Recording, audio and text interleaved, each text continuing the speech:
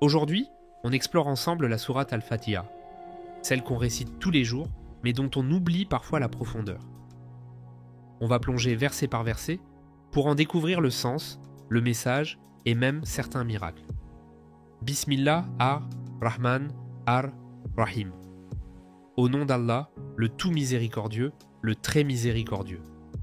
Cette formule, c'est l'ouverture de presque tout dans l'islam. C'est une manière de rappeler qu'on agit avec conscience, sous le regard et la bénédiction de Dieu. Les deux noms viennent de la même racine, R-H-M, qui évoque la miséricorde. Mais Ar-Rahman, c'est une miséricorde immense, qui s'applique à toute la création, alors que Ar-Rahim, c'est une miséricorde ciblée, persistante, souvent associée aux croyants. Dès l'intro, on comprend que Dieu se définit d'abord par sa tendresse. Alhamdulillahi Rabbil Alamin. Louange à Dieu, Seigneur des mondes. Le mot hamd désigne une louange pleine d'amour et de reconnaissance. Et ce n'est pas nous qui louons ici, c'est la louange en elle-même qui revient à Dieu, naturellement. C'est un rappel d'humilité. Rabbil Alamin montre que Dieu n'est pas le Seigneur d'un seul peuple, mais de tous les mondes, humains, animaux, djinns, anges. La formulation est universelle.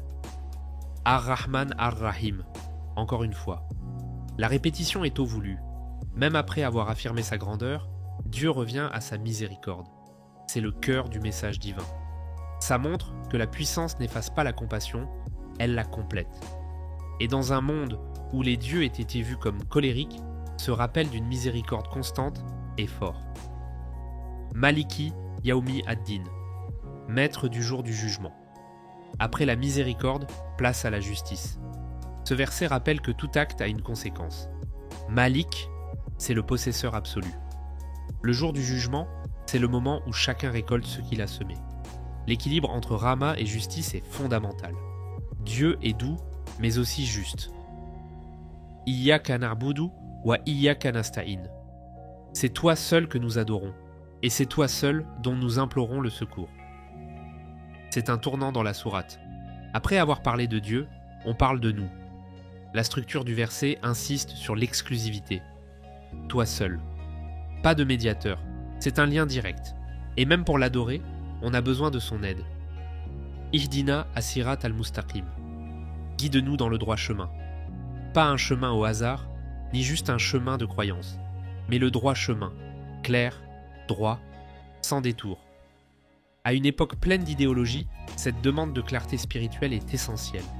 Le croyant n'est pas sûr de lui, il demande toujours à être guidé. Sirata al-Adina, anamta alayhim ghairi al-maghdubi, alayhim wala dallin. Le chemin de ceux que tu as comblés de bienfaits, non pas de ceux qui ont mérité ta colère, ni de ceux qui se sont égarés. Ce dernier verset précise la nature de ce droit chemin.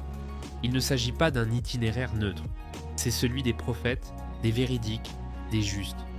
Ceux qui ont connu la vérité et l'ont suivie, pas ceux qui l'ont rejetée ou qui s'en sont écartés.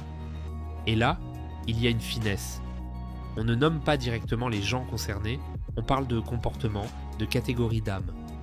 Ce n'est pas pour pointer, mais pour réfléchir à notre propre position. Et d'un point de vue linguistique, la fin avec les sons alayhim, mardoubi, dalin crée une musicalité particulière. C'est ce qui fait que même sans comprendre l'arabe, cette sourate reste mémorable, presque chantée. En 7 versets mais très courts, cette sourate résume toute la foi musulmane. Dieu est miséricordieux, mais juste. Nous sommes ses serviteurs, dépendants de lui. Et notre but, c'est de rester sur le bon chemin, celui qu'il aime. C'est pour ça que cette sourate est ça la clé de chaque prière. Ce n'est pas juste une récitation, c'est un dialogue, un rappel et une demande sincère, répétée à chaque instant.